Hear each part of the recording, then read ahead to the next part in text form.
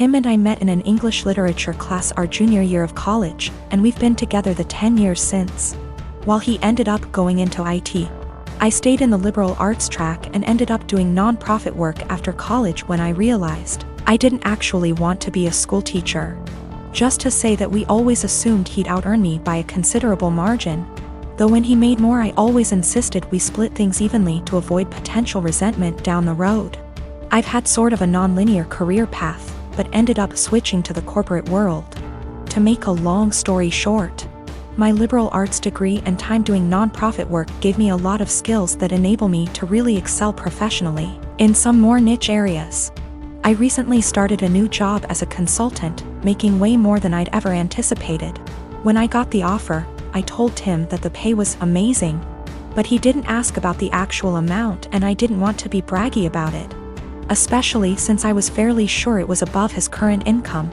Well, we just put in an application for a new place, and in the process of having to submit our pay stubs, it's become obvious that I make roughly 30% more than he does now. I expected him to think that was cool, since he's a feminist and has always been super supportive of my career. But instead he started to make increasingly harsh jabs about how I cheated the system to get where I am. That no English Lit major makes more than a cybersecurity professional without cheating somehow. His major point is that I got my first job out of nepotism, which set me up to trample more qualified people who didn't have the same advantages. It's true that I got my first post-college job after being referred by a sorority sister, but it was for non-profit work making $22K year, not exactly at somebody's daddy's firm. He also points out that at my first corporate job, I snagged a big promotion after volunteering to take on starting up the company's diversity //equity / inclusion program, and I'll admit that were I a white man, it's highly unlikely I would have been able to be the face of the eventually high-profile diversity program. Tim also notes that I was awarded a small college scholarship for being a promising female writer, when no such scholarship existed for males. But all that said, I still don't feel like I cheated the system, and it makes me angry to listen to him joke about it. Especially since I grew up blue-collar and worked full-time while going to school full-time to afford my degree. I reached a breaking point yesterday when he made a crack about how the new / first woman on his team is an obvious diversity hire.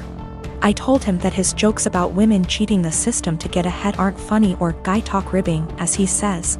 They make him sound like an insecure little boy. He told me I was being a naive Karen, and we haven't really talked since yesterday. A while back, my brother married a woman who had an 11-year-old son named Billy.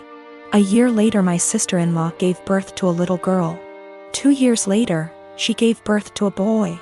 Billy, who was 14 by this time, was treated like an outsider. My sister-in-law and brother saw him as a burden who spoiled their picture-perfect family. If you asked my sister-in-law how many kids she had, she would say 2. Billy started acting out. He got involved with a bad group of kids and started getting into trouble. He started failing all of his classes. He eventually got into drugs and was suspended from school. My brother and sister-in-law were fed up with him. I asked my brother if Billy could spend the summer with me and my husband. We have a hobby farm, and I thought maybe getting away from his life for a while could help him some. Well, they were more than happy to get rid of him, my SIL's words. It was kind of rough the first few weeks. He had a lot of anger issues. But my husband kept his hands and mind busy doing work on the farm. And we both made sure that he knew he was loved and wanted. By August, he was a totally different kid. He wanted to keep living with us, but my sister-in-law insisted that he come home. After 2 months, he went back to his old ways due to his parents' indifference. They ended up sending him back to us, and he lived with us throughout high school. He ended up being an A/B student and kept with a really great group of kids. He got involved in baseball and got a scholarship to a local university. He's 22 now and is in his last year of school. He's engaged to a really great girl. When he was 16, he started calling me mom, and he started calling my husband pops.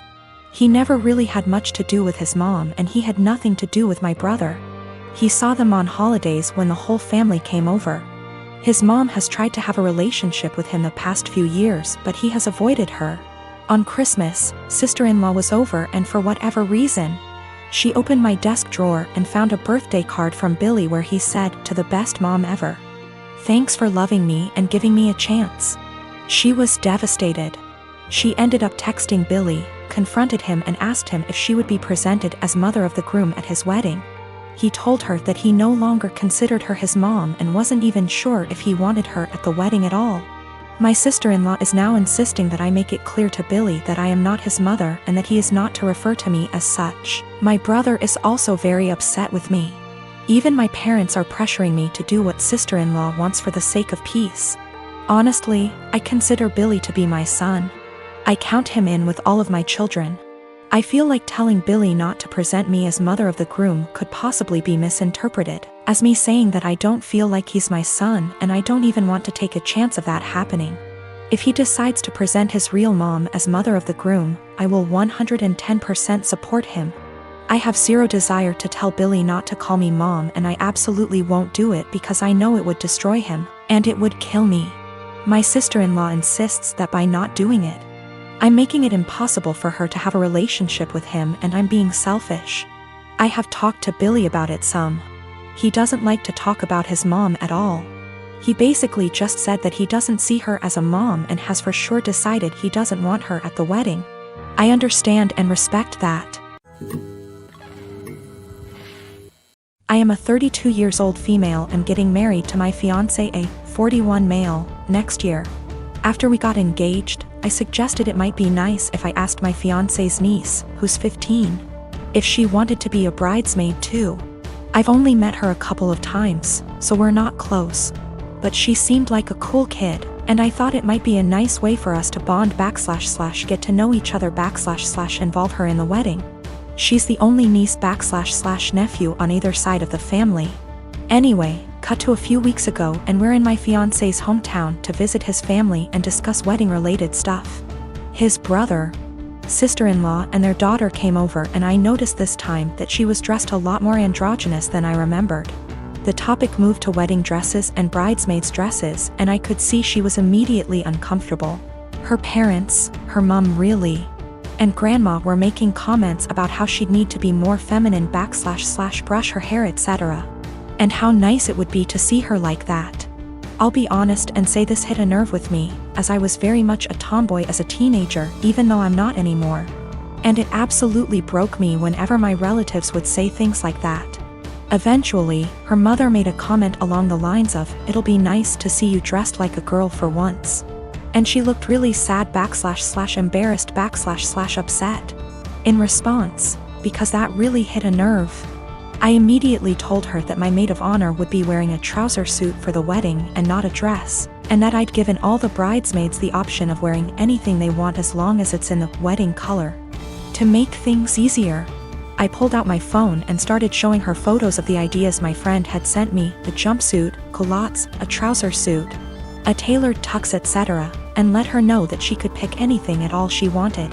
She could even wear jeans and trainers if that made her comfortable, and that it's a wedding, not a fashion show. My niece perked up a bit when I said that, but her mom looked really pissed off. She's since asked my fiancé to pressure me into getting all the bridesmaids' dresses so their daughter will have to wear one, which... No. My husband doesn't give a shit what she wears, but obviously also doesn't want his family and me to be arguing on the wedding day. I don't want to back down because I know what it feels like to be pressured into wearing something that makes you uncomfortable. But on the other hand, I know it's only for a day and it'd make the family happy. I recently won an all-expense-paid trip to Disney World for 4 nights, for myself and 3 guests. I am currently planning on bringing my boyfriend, my mother, and my boyfriend's mother. I know we all aren't exactly Disney's key demographic, but it honestly means a lot to our mothers that I am inviting them. Both my boyfriend and I grew up in poorer families that could never afford expensive vacations. And this is the first trip to Disney World for all of us. I know this is probably the only opportunity our mothers will ever have to go to Disney. And for now they are both in good enough health to still enjoy the rides. The problem is with my cousin, Jane, who has been hounding me to take her 5-year-old daughter, Kelly, instead of my boyfriend's mother. I know, what kind of monster am I for not wanting to bring a little girl to the place where dreams come true? Except Jane's family has already been to Disney World twice, most recently earlier this year in February. My cousin has done very well for herself. She runs a successful photography business, and her husband is an engineer. They are definitely able to afford their own vacations. If Jane wasn't so well off, I probably would consider taking Kelly if I thought I was giving a little kid a once-in-a-lifetime experience. But I'm not. She's already been twice and she's only 5. Our mothers have been 0 times. Jane's only rationale for wanting me to take her daughter seems to be that Disney is meant for kids. It's weird to go with only adults. And it'd be evil to not take a 5-year-old to Disney if you had the chance. There's also the issue of Kelly herself. She's not a completely terrible child, but she's whiny and throws tantrums regularly. I don't really want to spend a week with that. Also, what if she gets homesick? What if she gets actually sick? What if she gets lost? I'm not a parent myself and I would have no idea what to do in those situations. I also don't want to saddle my mother with the responsibility of caring for her. I babysat Kelly before, but only for a few hours at a time. I'm not sure why my cousin is even comfortable with the idea of me taking her child 3 states away. We are in North Carolina, so it's not like Orlando is just a short drive down the road if something happens. I tried telling Jane I'm not comfortable bringing Kelly, and she just said this is a good opportunity to find out what being a parent is like. What? She's almost acting like I'm not serious about not bringing Kelly, and I'm just pretending I don't want to bring her. It's really weird. Jane and I have always been very close, like we are sisters.